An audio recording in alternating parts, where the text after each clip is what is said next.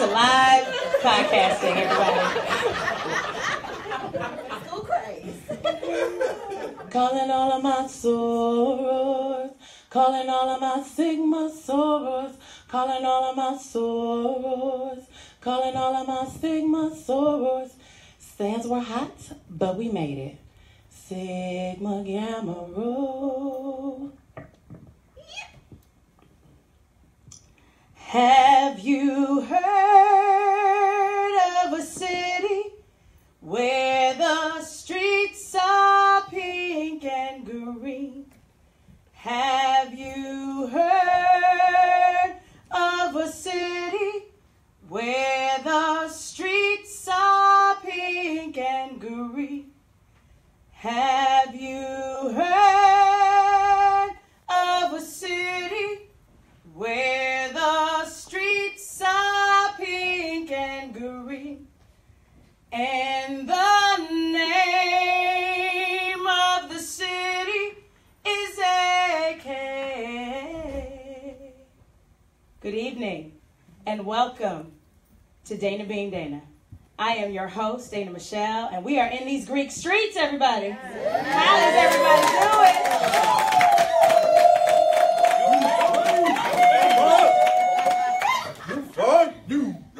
I am a proud member of Alpha Kappa Alpha Sorority Incorporated, but I am here tonight with my friends, and we are all a part of the Pan-Hellenic Council, and we are the Divine Nine. Welcome to the Divine Nine show. And so I would like to introduce you to everybody. Wednesday is the new Friday in these Greek streets. Wednesday is a new Friday, so I don't know what Thursday's gonna be looking like. But we are here to talk about Black Greek life. We've got a huge surprise for you coming up near the end of the show. So please stay tuned, stay with us. We're gonna be talking about Black Greek life. So we're gonna start off with some introductions. My line name was Miss Melody. That's why I was singing for y'all. And so everybody's going to tell you which organization they represent, where they pledged. Of course, I pledged at Mu Pi chapter, Spelman College. Shouts out to everybody out there from Spelman and Morehouse. And we'll start with you. All right. Dean Michelle. Hello, I am Michelle Richardson. I pledge Lambda Iota chapter, Providence Citywide chapter of Brown University. And what else did you want to know? Your line name, girl. My line. What is your line name? I just figured this out the other day. My line name was Weeping Willow, and it was because I could cry on a dime. Terry? Hello, I am Dana's line sister from Sweet Mu Pi. 98. We just celebrated 20 years. I know you didn't ask for all that, but No, we did though. We did. We'll just keep it moving. Number 27, Ivy on the Street, and I am excited to be here tonight. So Thank you. Tiffany? All right. Well, I'm Tiffany McQueen Lewis, and we just celebrated 20 years as well. I'm Spring 98 Sigma chapter, Delta Sigma Theta, Sorority Incorporated. Clark Atlanta University. My line name was Gadouji, so that means ghetto bougie. Yes! And my Morehouse brother, Jason. Good evening, podcast land. My name is Jason Keene. I'm a proud member of Alpha Phi Alpha Fraternity Incorporated, Xi Lambda chapter, spring 2015. That's here in Chicago, Illinois. And 06 to all the good brothers out there. All right. Leslie. Good evening. My name is Leslie Davis, and I am a proud member of Delta Sigma Theta Sorority Incorporated. I pledged at Delta Chapter, that's right, Delta Chapter, at the University of Iowa, fall 89, so I'll be 30 years in the sorority soon. DST line, The Untouchables was our ship, and I was per se. All right. Sydney. good evening. Sydney Galladay of Sigma Gamma Rho Sorority Incorporated. I was Sydney Stewart at the time. And I pledged in spring of 1995, and I was the deuce on my line. I'm a life member, 23 years, will be a Ruby member in July. Sydney sang that song, didn't she? Yes, she sang that song. University of Illinois, Delta Rho Chapter. All right. Chip. Hello out there. I'm Theodore Chip Davis, proud member of Omega Psi Phi Fraternity. pledged at Sigma Omega chapter here in Chicago, Illinois, spring 92. Tenacious 10 was our line name, and I was the 8 dog, Mystical Q group. 8 dog. Cornelius. What's good, everyone? As Ms. Dana said, my name is Cornelius Moore, member of Iota Phi Theta Fraternity Incorporated from the Untouchable Upsilon chapter. I pledged fall of 99. I am the Captain Anchor Eruption. All right. Lynn? Lynn Watkins Asiambi, pledged fall of 1993 at Upsilon Xi, which is University of Wisconsin-Madison. Shout out to my Badgers. And my line name was Miss Break It Down. Break it down. Break it down.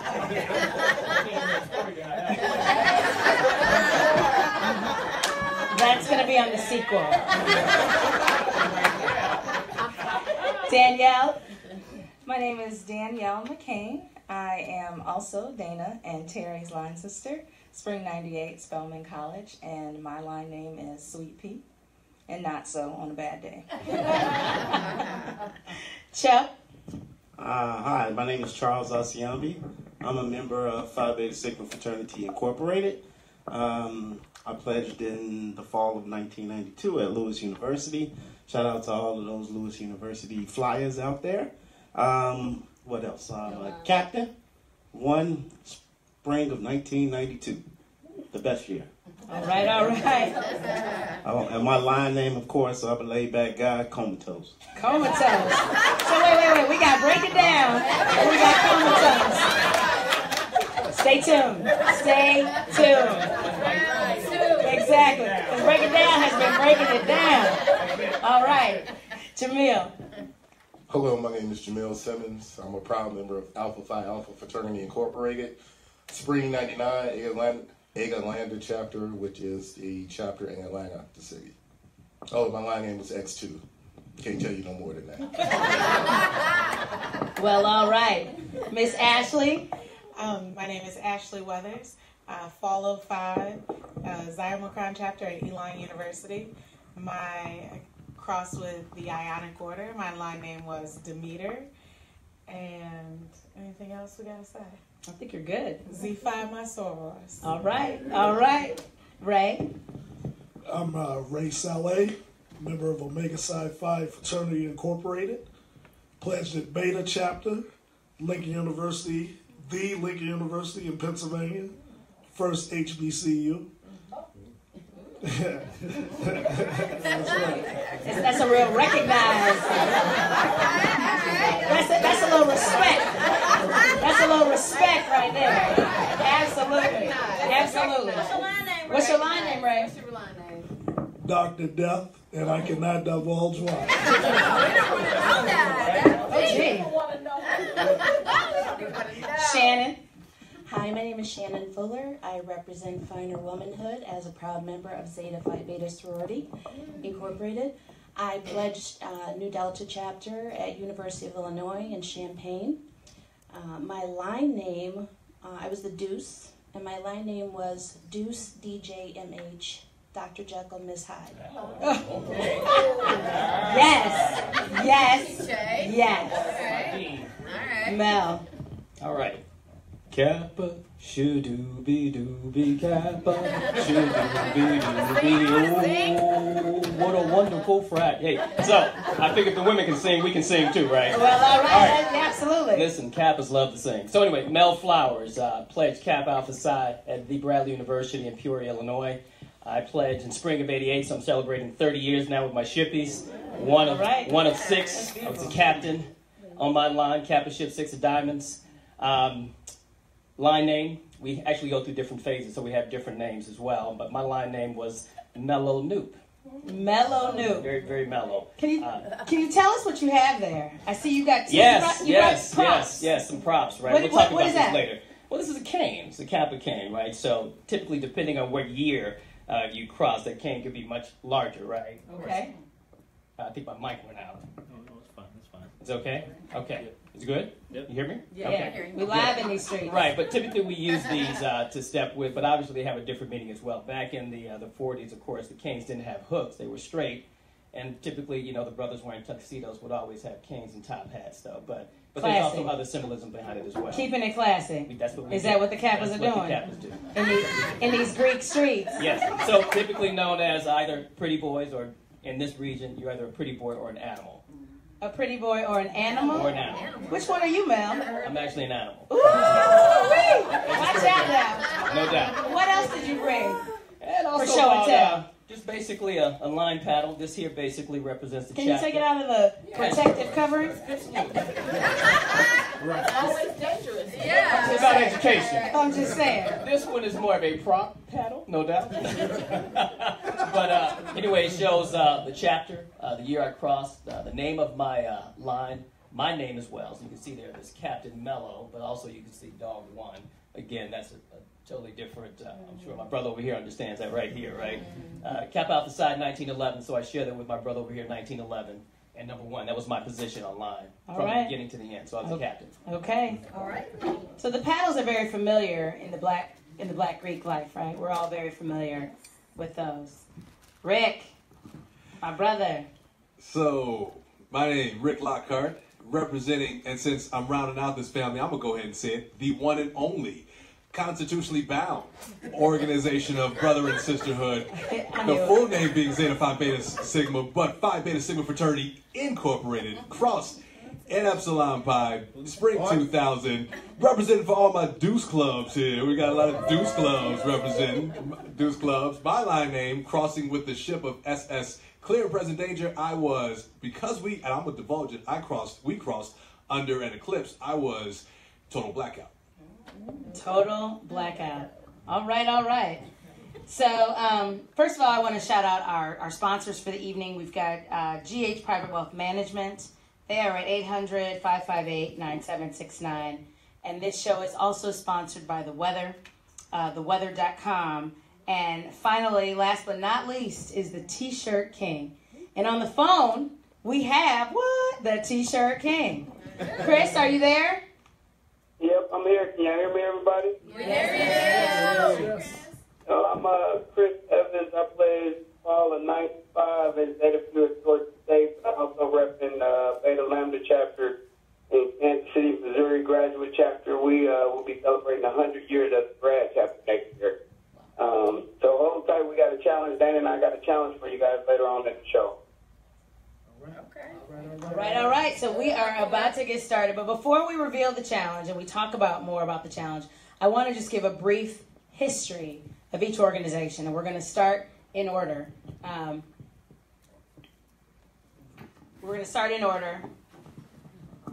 Perfect. So the first organization, the first organization is Alpha Phi Alpha, and from 1906. Jason? That's correct. You know, it's always good to be first. You know, just a little lesson. Here we go. Right.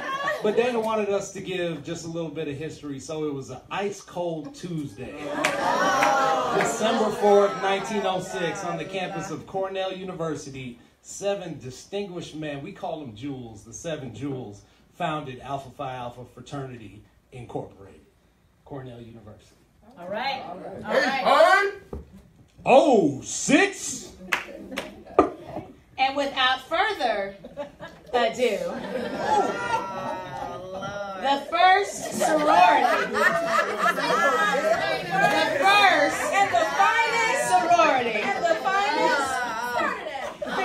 Here we go. Danielle, enlighten us, please. Educate the group and the viewers. The illustrious. All right. Alpha Kappa Alpha Sorority Incorporated was founded in 1908 at Howard University. We have 20 founders known as our 20 Pearls. All right. Ski-wee. Thank y'all for tuning in. Have a good night.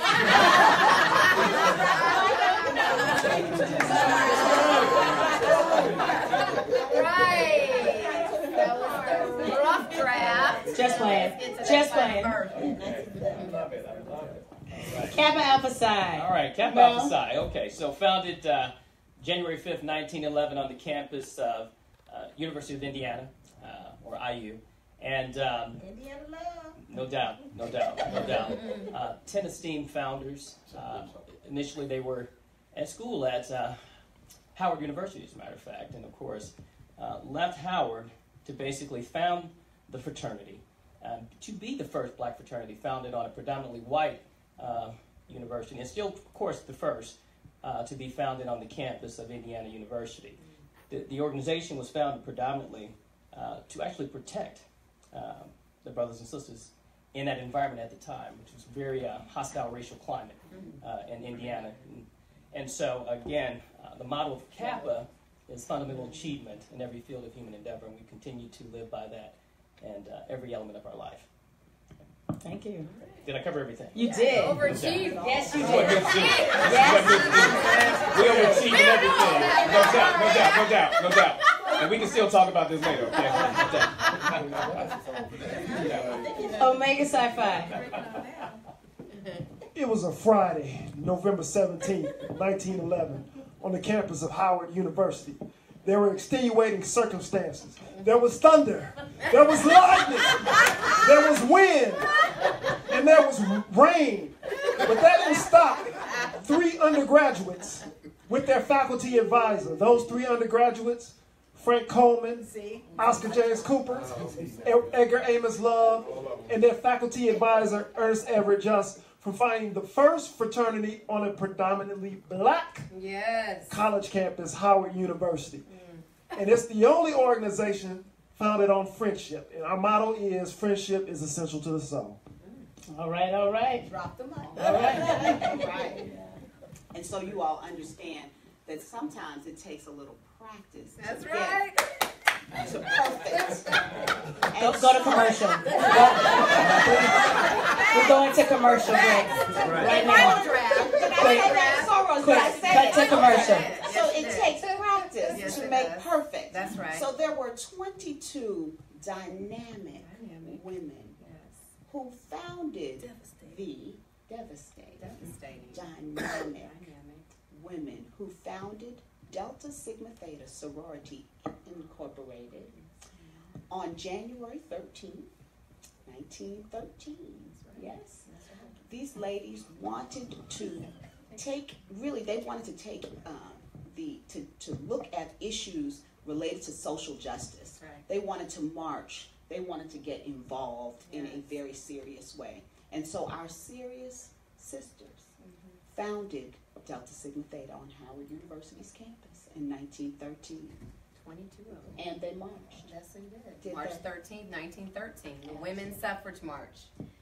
We were a part of that, the only African-American organization. Absolutely. What a Delta is, what an Alpha 8, what a Zeta want to be, what a Sigma K, what an Alpha like. All right. You sound like that, give it up. All right. All right. It all makes sense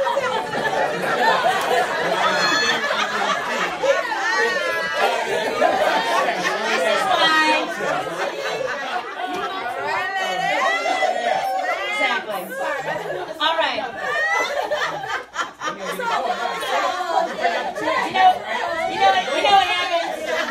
You know what happens when you invite your rowdy cousins to your family reunion? Chant masters, what a chant masters. Basically. Phi Beta Sigma. So while several other organizations had a plethora of founders, it really only took 3. 3 studious, 3 elite, collegiate, educated men on the campus of Howard University. Phi Beta Sigma Fraternity Incorporated was founded January 9th, 1914 by, if we're going to go ahead and list them, the honorable founding brothers, Abe L. Taylor, Charles I. Brown, and L.F. Morris. Founded the organization on principles of brotherhood, scholarship, and service. And while all of the other organizations wanted to be apart from the general community, Phi Beta Sigma Fraternity Incorporated wanted to be a part of the general community. And in ensuring that we were being involved with all of the actions that were going on in our organizations, but in our communities, Phi Beta Sigma Fraternity still represents that motto, culture for service and service for humanity. Blue Phi. Amen. All right. Mic drop. This is beautiful. This is beautiful. But it didn't stop there. Go ahead and introduce them. Zeta Phi Beta. Oh, say it one more time. Yes. Zeta Phi Beta.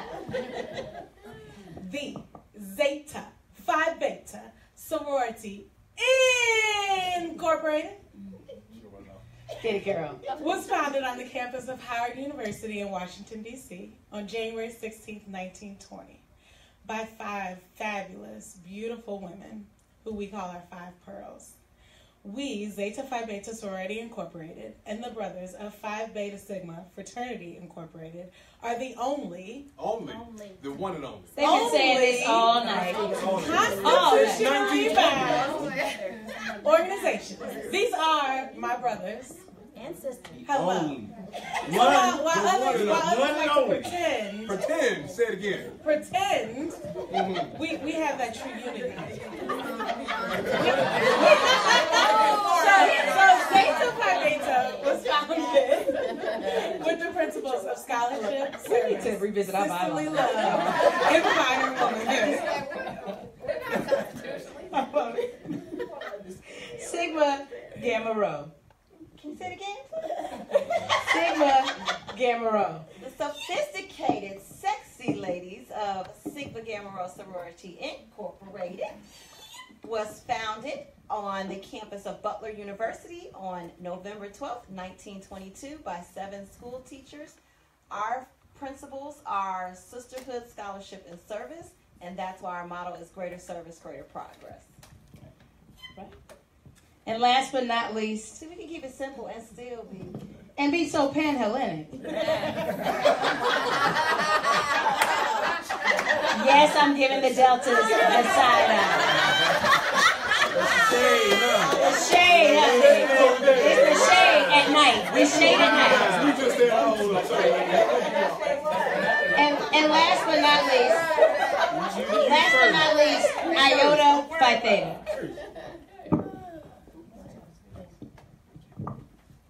There we go. Oh. So, Iota Phi Theta Fraternity Incorporated, founded in the struggle in 1963, September 19th, at Morgan State College, which is now Morgan State University, by 12 noble men. Our motto, building a tradition, not resting upon one. All right. So the first question I have for the panel is, why did you pledge? Why did you pledge? Anybody? Yes. Yeah. Miss Nouveau, SS Renewed, reaching every new endeavor with extreme dedication. The reason why I pledged, as an only child and someone who was interested in education, I thought it was important to join an organization that embodied the same beliefs that I had. And so when I got to the campus of the University of Illinois, those women ran the yard, and they were well respected, and they did the most work. And I'm like, this is who I am. And so from that point on, 22 years, been active in financial, doing good in the hood. Thank you. I feel you on that. And for me, like, community service was very important. My mother pledged at Fisk University. She was Pi chapter at Fisk University. She also was one of the charter members of the Meharry chapter. My mom is a dentist. I love you, Mommy. And that would just set an example for me. I remember being at her chapter meetings as a young girl, running through the luncheons with my girl Christina, and I just knew that was something that I wanted to be. It was the community service. It was also the giving back, and you cannot underestimate the power of the networking. And I think the networking as an adult in a sorority or a fraternity is unmatched, which has been phenomenal for me, just both personally and professionally. Anybody else? Yeah. You know, I'll answer and then pass it on down to my brother and with a cane. Just much like you, Dana, I had my mother was involved in an organization, but while we're talking about the Greek organizations, I'm gonna put it down. My family was involved in the Masonic Order and I'm not standing up. They were involved my mother was involved in the Masonic Order. My grandmother and my grandfather were both Masonic and Eastern Star, excuse me. So it was important to me to be a part of an organization that had fellowship between both a fraternal order and a sister organization. So when I got on campus at Southern Illinois University at Edwardsville, it was important to be a part of an organization that wasn't just doing community service, but had a bit of a family network and value. And for me, because of that role model that was set from my elders and my family, Phi Beta Sigma and Zeta Phi Beta represented what I had been used to, what I had seen, and what they were doing on campus. Although they weren't the largest organization like the men of Alpha Phi Alpha were at that time, they were highest GPA. They were still giving back to the community, and we became the line that brought that organization back on the campus. And sorry to the iPod brothers about Alpha Phi Alpha, but we stole the step show from them too, and kept that a couple of years too. But that was important for me, and that's why I joined the organization that I joined. A lot of shade. So much shade at night in these Greek streets. Leslie? So I was introduced to Delta Sigma Theta really as a high school student. Two of my counselors were Deltas, and the kind of sisterhood they had amongst each other was something that I thought was great. And the way that they helped us all really showed a real commitment toward giving back. I'm also an only child and an only grandchild, so I didn't have sisters. And so when I went to the University of Iowa, I already had an idea in my mind that Delta Sigma Theta would be the sorority that I would choose. But then when I got there, it was abundantly clear because the Deltas were running the show and doing the most, and was just a great organization. And so that was when I first got introduced to Delta, and it's been wonderful ever since. Awesome. Tiffany? Yeah, so I'm really fresh coming off of a trip to Dominican Republic, celebrating 20 years with my 21 sorors. There's 35 of us, but 21 of us traveled to Punta Cana, Dominican Republic. And so if I forgot why I pledged, I was reminded over the course of this trip. So it really was about sisterhood. And my line sister, who's an amazing journalist in Florida, on her post on Facebook, she said, we slayed, we played, we prayed, we served. And I think that captured it. I mean, we had fun. We prayed. We had a very spiritual, enlightening experience. We played. We had a really good time together. We served. We adopted an orphanage in Dominican Republic. So for me, it was really about coming together with other like-minded women with a common purpose around serving our community, but really having a larger platform to serve in a larger way, really to be able to serve more, serve at a greater level, and have a group of women that I wouldn't normally have necessarily come across and met and crossed paths with. And now we're the best of friends, and we may not talk all the time, but when we come together, we have a common sense of purpose. And for me also it was about changing the trajectory of my family history. Nobody in my family had pledged before. And I want to change the course for my kids, and so my daughters too, but she already knows what time it is, so we've already been talking about what she's going to do, and I love the idea of legacy, and I want to create a different legacy for my family. I buy her daughter all the pink stuff I can. Yeah, she won't be wearing it. Yeah, just to remind her what Auntie's all about. She look good in any color, but she absolutely, yes, we know. Mel, why did you pledge? Okay. I'm going to let you go on to your next question. You good? Okay. This is Dana. I'm hosting this. I'm asking you the question. Mel used to be my boss. So I felt that everybody kind of captured it, but really, when I was in high school, I never really thought about what organization I would pledge. And so I remember, like my senior year of high school, a friend said, hey, what are you going to pledge? And I was like, I don't really know. It was when I got to the campus, and I was already involved in like community service and things like that. And then I started seeing the different organizations, right? And I remember I went to Smokers. That's what we called them back then, right? I know they have a different name now. And so I went to the Smokers, and, you kind of knew exactly what you were going to do once you went there. But you still went to the other ones anyway, just out of respect. And so I knew, what I was going to do. When I looked at this organization, I looked at what they were doing, not only in the U.S., but internationally. And when I looked at the history of the organization, which I'm sure many of you did as well, that is the thing that hit me. And when you go and you see these guys and they're 60 and 70 years old and they're still involved, same for men, I'm sure the women say the same thing, you want to figure out what is it that got you so motivated to continue this for your life. And when I studied the history, I knew, right? And so you got to understand, when we went through it back then, it was all about turn back. So you had to really want to do it. And so I knew exactly when I looked at that model, I said that's a benchmark that I can live my life against, and that's exactly why I pledged. That's awesome. And one thing I want to say, Terry, you're gonna close this out, but you're never too old to pledge. I saw something on social media about, are you too old? I'm in my 40s. This is something I've always wanted to do, and for whatever reason, it didn't work out before. But it's never too late. I think that graduate chapters are taking lines, and I don't care if you're 45, 50, 60, 70. If this is what you want to do, if you want to be a part of the sisterhood or the brotherhood, I encourage you to do that. I encourage you to get connected with whatever chapter you're interested in, because I think it is a very life-changing experience, and the immediate sisterhood and brotherhood is unsurpassed. So think about that. Keep that in mind. Terry, why did you pledge? Well, I think it was a given when I got to Spelman. Well, sweet new pie. In all seriousness, everything about the Mu Pi chapter was just special to me. And so, growing up within a family that had a ton of AKAs, I kind of knew that was the direction that I wanted to go. But Mu Pi, and to my Clark Atlanta Delta sister over here as well, Greek life in the CAU, Spelman, Morehouse environment was a really big deal. And so for me, and I was active in Bonner Scholars, I was already kind of doing a community service deal. But for me, all of the women that I looked up to were AKAs. And although they gave me a hard time in the beginning, getting to know them, it allowed me to really kind of understand that they were doing the things that I wanted to do at that point. So for me, that sisterhood was kind of a given when I got on campus, that's what I wanted to do.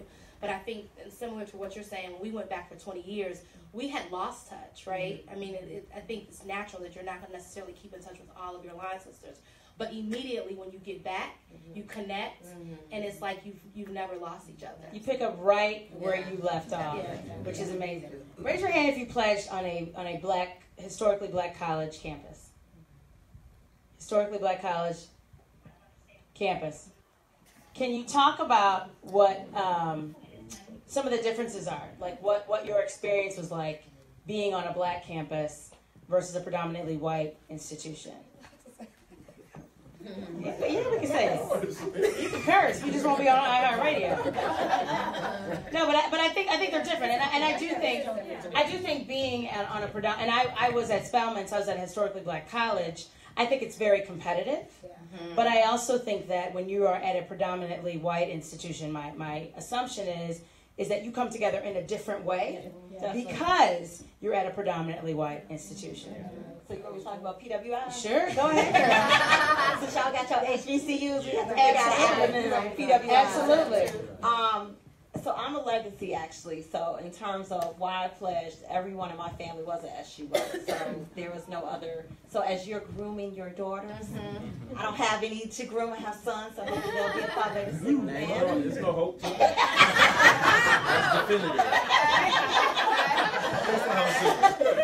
But for me, on the campus of 42,000 at the time, there was 1% blacks. So that's about 400. And in my particular major, I was an engineering major, I was the only black female within the College of Engineering. Wow. So it was very sobering and very lonely. So I really leaned towards the black Greek life to help me survive in an institution like that. So we had parties every Saturday. Everyone came together. We did community service projects because there's probably only 40 Greeks on the entire campus, BGL. So it was very much more of a unity than trying to be competitive against each other. Well said, Soul. So I had a really similar experience to you, Leslie. Lynn, sorry. I'm looking at Lynn, calling her Leslie. I was born in Los Angeles and had a huge family, lots of cousins. And my father got transferred to Illinois when I was very young. And from then on, my whole childhood experience was PWI. So my sister and I were the only two black people in the entire school. And so, I went from elementary school into high school. The only black people we ever saw were at church. And so for me, going to U of I in Champaign, predominantly, PWI, it was really important to me to have that, you know, connection, to have that Black experience. And so that was a huge part of why I decided that I wanted to pledge, because it gave me that sense of family and home. Okay.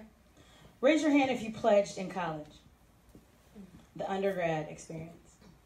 And so I do think that the undergrad experience is a bit different from the graduate experience. Does anybody want to comment? No. On that? Well, I know. I'll just say, you know, it ranks in the top 3 hardest things I've ever done in my life. Outside of carrying twins at 40, I mean, I just remember being on the yard and wearing the wrong shade of a different color, you know, too close to pink, too close to blue. And they'll just be like, oh, don't even worry about it. Don't come to nothing else. You'll never be a So I just remember thinking I'll never be a Delta. I couldn't get it right. I always felt like I was just messing up. And so I think that it was very competitive. And it was, but the thing I love about it, again, I'm celebrating my 20-year Delta reunion. I'm celebrating my 20 years because I pledged as a senior. And so I'm celebrating my 20-year college reunion. But I get to go back to the campus that I pledged at and that I graduated from. And those two really are merged. And so so it makes it so much more special, because it's about the sorority, it's about the college, it's about the chapter, and there's so much history. We're chartered with a single letter chapter, Sigma chapter, the oldest chapter in the Southern region. So I'm not going to go into all that about how amazing Sigma chapter is, but we were amazing. So I think it was it made it really special, not just about the sorority, but also about the college. Right. And about the line, and I'm not saying, pledging grad chapter, you don't have a bond with your line, but I will say that we had a bond. And, obviously we just celebrated our 20-year, 21 of us out of 35, 20 years later. I think that's a good sign that we stay connected over the years. Yeah. Right? Yes. The undergraduate experience for me was a great one. I would never trade it for anything. You have the opportunity to I guess be a role model for other people when you pledge undergrad, because you're held accountable by your chapter brothers. You're held accountable by everyone on the campus to see how you can carry yourself in public, how you can carry yourself in dealing with your studies. Q's were known for partying, and we did that. But we held the highest GPA of all the Greek letter organizations on the yard, my line. All right. Smarty are. Yeah, we won the NAACP Image Award. I mean, but we handled business, but you were held accountable for when you messed up by the older brothers in your chapter, because you don't want your chapter to get snatched. Absolutely. Yeah. So it's a big difference when you're undergraduate. You can't just walk away from your responsibilities and your oath, basically, to be there and participate in all the activities. Yeah. Mel? Okay. So, all right. Beyond all the serious stuff, we had a hell of a time. All right. So let's just start there. All right. Absolutely. The other thing we've got to be honest about. So, for instance, that process or the fact of pledging or whatever it may be, the fact is you're living with those people a lot, depending on your process, right? So they become closer to you than your own family. Many of us will say that. Next, the fact that you have this room together like this, when you have that undergraduate experience, this is something that you get when you have all these organizations together. They're your friends. I've got friends that are Qs, that are Alphas, that are Sigmas, so different sororities, because we were all. Well, I didn't mean to exclude them. I'm just, here we go. When I was made, they weren't, we didn't have any iotas around a lot, so that's why it's good to see you. But they're in the building. The iotas are in the building tonight, everybody. Yes. Right. It's good. I was saying, it's good to see iotas because we didn't see it when we were playing, right? So, but also this is what's unique about the undergraduate experience, right? That you have other fraternities that are your friends. And by the way, when you talk about, the excellence, that was everyone, by the way, right? Because that was expected of all of us. That's the shared thing we all have, especially when you look at the history. And that's the other beautiful thing, depending on your campus, right? So that's what really makes that undergraduate experience so unique. Yeah. And that's one of the things that's required with respect to sorority and fraternity pledging for Black Greeks is that you have to maintain a certain GPA, a certain academic standard to even be eligible to pledge. There's a lot of differences when it comes to sororities and fraternities with Black Greeks and white Greeks. Does anybody want to talk about what some of the differences are, perhaps in their own undergraduate experience or just in general? So, I too pledged at a PWI.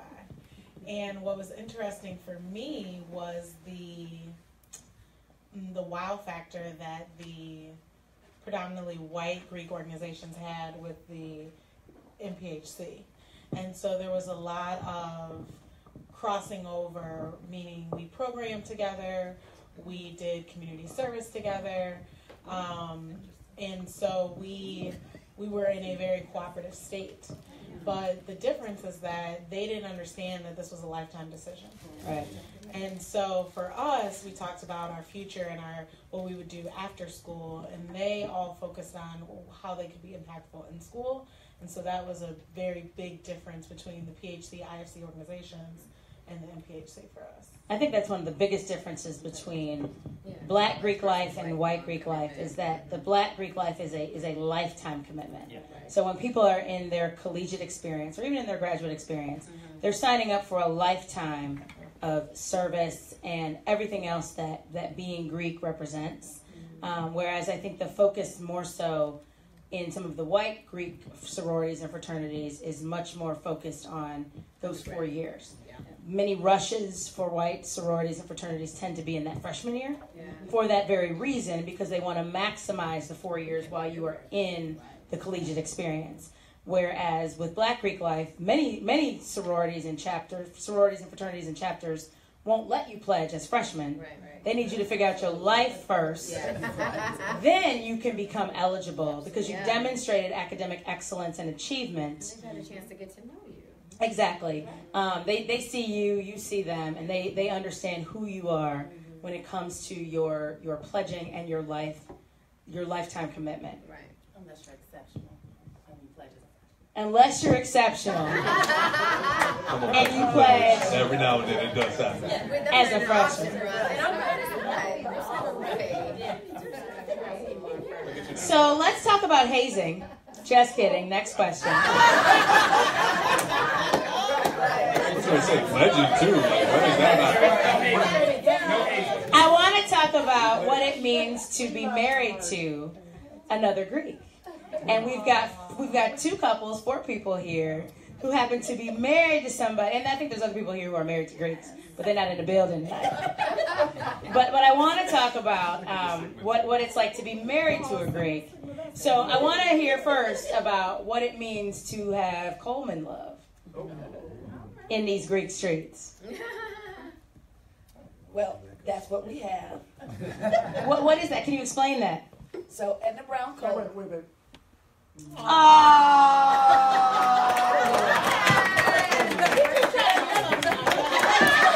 romance. It's romance up in these Greek streets. It's romance up in here, y'all. So when you hear Coleman love, that just means one of our founders was Edna Brown Coleman, who was married to, Frank Coleman. And so that's when you hear Coleman love. That's because there was a real love connection. Maybe not constitutional, but love.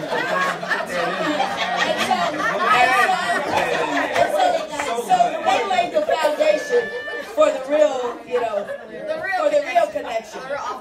But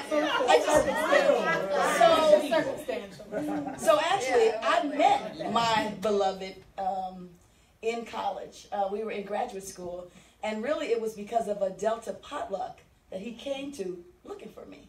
Looking for you. Because he knew he had heard about me. We have we have common friends, and they said she's a Delta.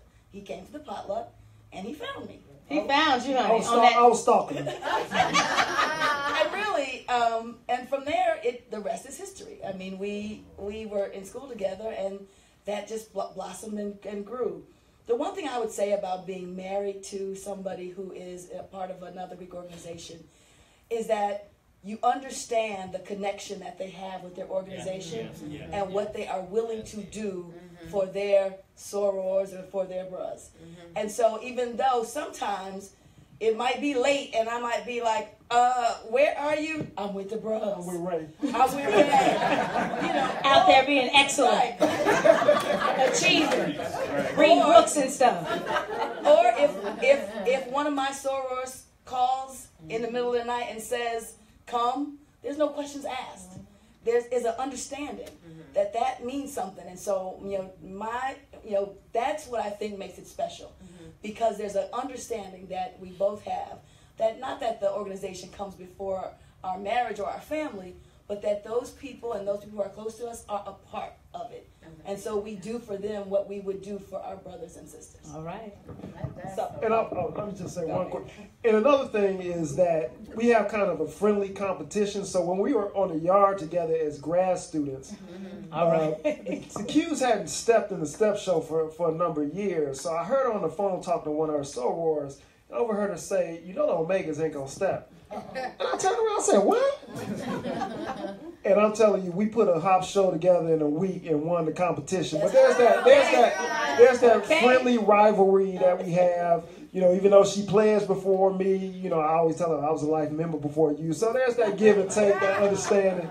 And you know, the kids, our kids really watch our Greek life together. So that's special. I think kids are always watching. Yeah, they are. It's so cute to see the kids seeing what we do, seeing how we pledge, seeing all of our Nelia and all that stuff, and trying to emulate that. Yes. So just very, but not to be outdone with all this Coleman love. We got the Sigma love over here. So we actually met through Pan-Hell. I was the Pan-Hell president for the alumni chapter here in Chicago. And Mr. Charles here would sit in the back of my meetings making fun of me while I was trying to preside over the meeting. Girl, he was just trying to get your attention. He was just trying to get my attention. So that's... It worked. It worked. So I would say the thing that helps us is that we were bound by service to our communities, and we live that through our lives now. Charles is heavily involved with his Sigma Beta, which is a mentoring group through Phi Beta Sigma. We're both life members of our organization, both still financial, both very active. So similar to what Leslie was saying, when the call comes, it's not like, where you going? But we understand that, but we also have instilled that in our sons, that as part of being a black man, you have to give back to our community. So, yes. Go Sigma Beta. Yeah, so, Sigma Beta is really just real brief. It's just our youth affiliate mentoring program. So, myself as well as quite a bit of other brothers from our chapter, we get together every month and mentor our young youth, because it's important for us to give back to our community. And more importantly, to help others, right, to go beyond where we're at, because that's really important to us, right? Yeah. So that's just our mentoring. As far as, like, you know, what can I say? It's all about, you know, I love this woman, right? Yep. Found her at NPHC. Started out as a friendship, and, you know, it's blossomed from there. So, yeah. I love it. Yeah. These are some of my favorite couples right here. Yes. And they just happen to be Greek. Is anybody else married to a Greek? Everybody, other people are married to Greeks too. So there's plenty of Greek love. If you want to pledge, it's a great way to meet somebody out in these Greek streets. I'm just saying. Reflecting on when you pledged versus where you are at now, what is the experience like for you, like in hindsight? Do you regret your decision?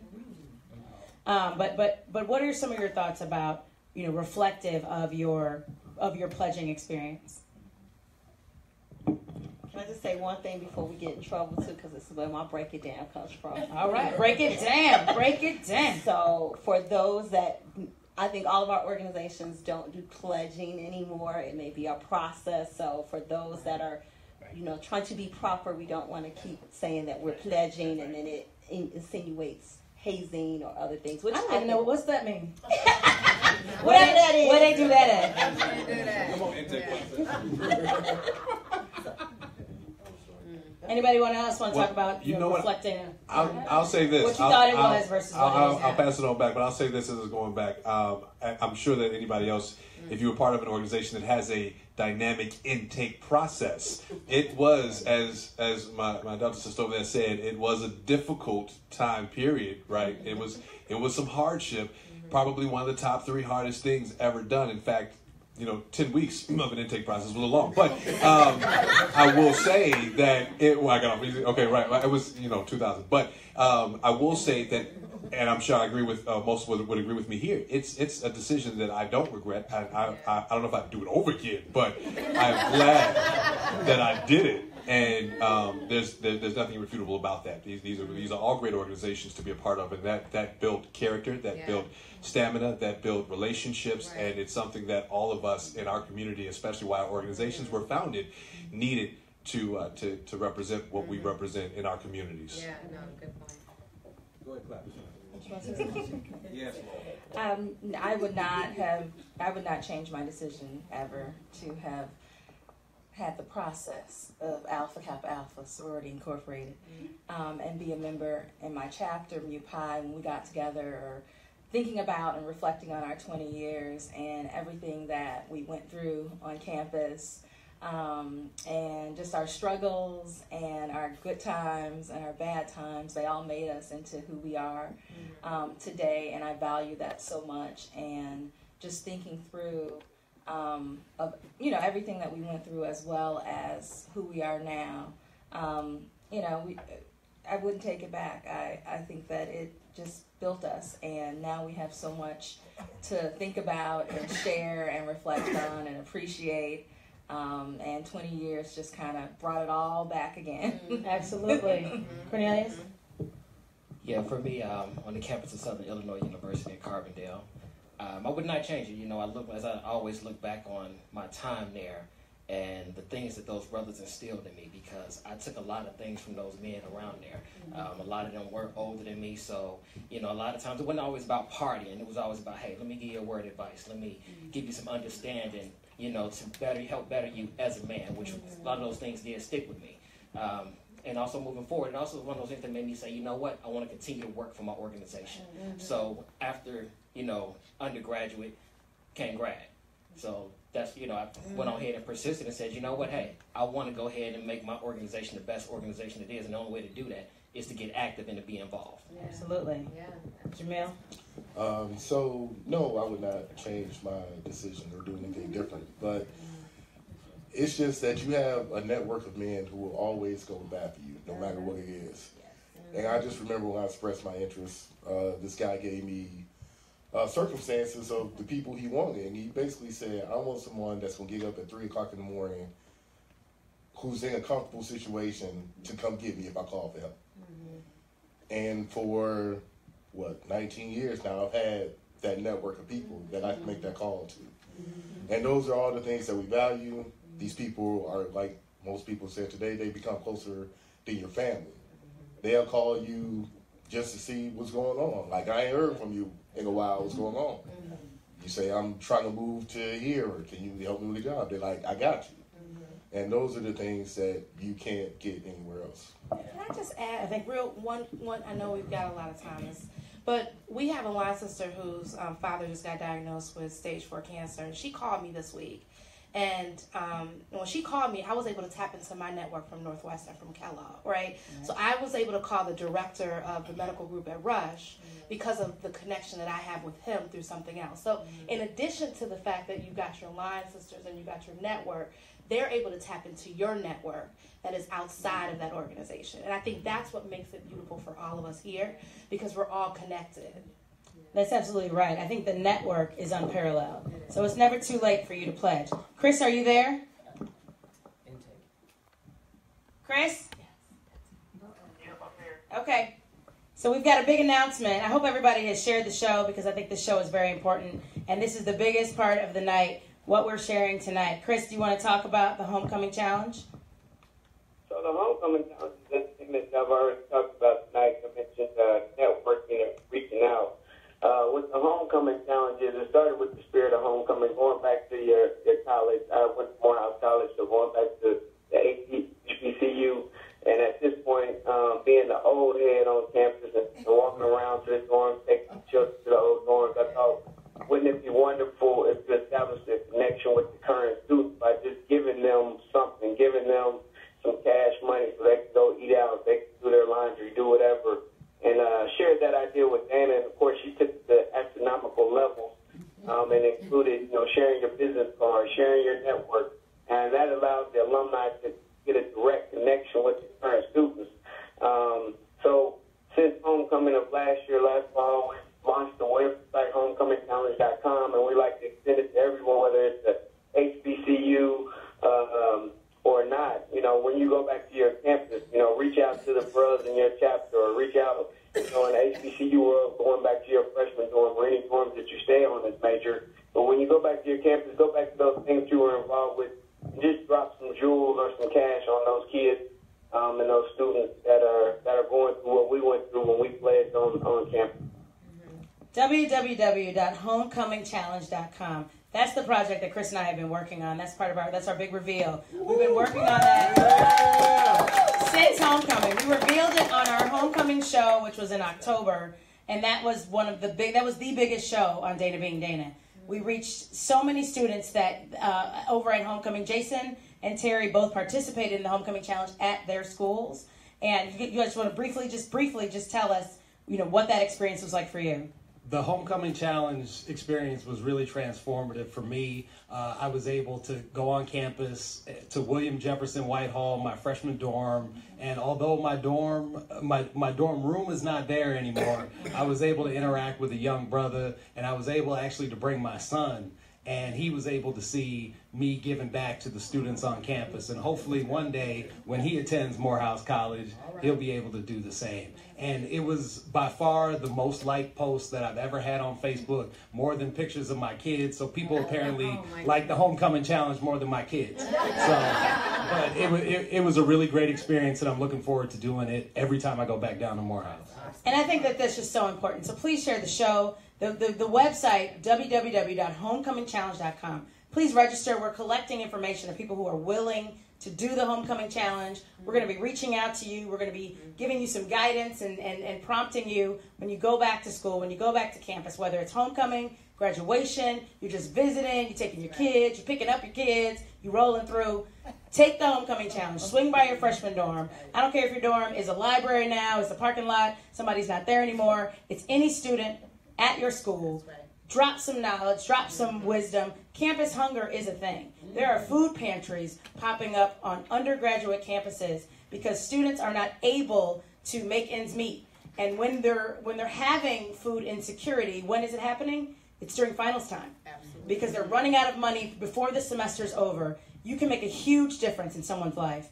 Please share this show. Please register on the site. This is the first of several shows we're going to be doing on Dana Being Dana to address not only campus hunger, but mentoring, relationships, and all of those things. So I just want to thank my friends. I just appreciate you all showing up for me, showing up for Chris, showing up for this show, showing up for your sorority or fraternity. I'm just playing. But being a part of this movement, I think it's just so important. And what people don't realize is that we laugh and we joke and we clown each other and things like that. But at the end of the day, we're all one. We are all one people. When the police pull us over, they're not asking for the AKAs to get out the car. And so at the end of the day, like it's that networking that is so important. So I just want to thank each and every one of you because y'all been riding with me. I sent y'all the message about this months ago. And I have been on it and I have been on y'all. And I just appreciate you all for just being my friends, for showing up, for representing, because I think this movement is so important. I think we're going to help so many students. And I just look forward to all that is to come with the Homecoming Challenge. Thank you, Chris, so much for being here. Thanks, Chris. All right. Love you. Yeah, Amazing. right? Fantastic. He's so excited. And I just want to thank you all for tuning in. Thank you all so much for tuning in. Thank you for sharing the show. Next week on Dana B and Dana, we are talking about lupus. May is Lupus Awareness Month, and we're going to bring a lot of awareness to lupus, and we're going to be talking about that. So thank you all so much for tuning in. God bless you. Good night.